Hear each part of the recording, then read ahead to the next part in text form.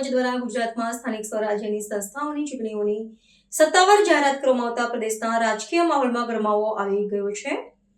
સરકારના પ્રવક્તા મંત્રી જીતુ વાઘાણીએ આ નિર્ણયને આવકારતા જણાવ્યું છે કે લોકશાહીના મહાપર્વમાં પ્રથમ વખત એક સાથે 10,000 પ્રતિનિધિઓની પસંદગી થશે। લોકશાહીના સ્થાનિક સ્વરાજ્યની ચૂંટણીનું આ સૌથી મોટું પર્વની ચૂંટણી પંચે ઘોષણા કરી છે। ભારતીય જનતા પાર્ટી અને સરકાર રાજ્ય ચૂંટણી પંચની ઘોષણાને આવકારે છે।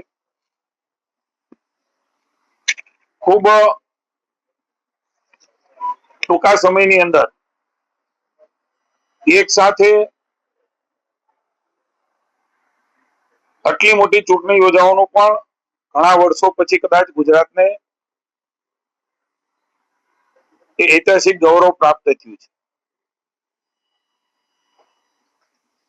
હું એવું માનું છું કે જે પ્રકારે રાજ્ય ચૂંટણી પંચે ઘોષણા કરી છે, આપણે જાણીએ છીએ કે ખૂબ લાંબી ચૂંટણીની તારીખો હોય છે ત્યારે સામાન્ય જનતા, એડમિનિસ્ટ્રેશન, રાજ્યનું વહીવટી તંત્ર, વિકાસ, આ બધામાં કંઈક નાનો મોટો વિક્ષેપ આવતો હોય છે।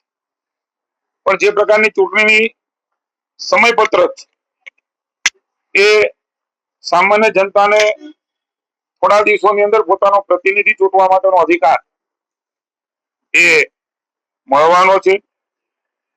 લગભગ એક સાથે 10,000 જેટલા સ્થાનિક સ્વરાજ્યના આશરે પ્રતિનિધિ ચૂંટવાનું સૌભાગ્ય એ જનતાને પ્રાપ્ત થવાનું છે।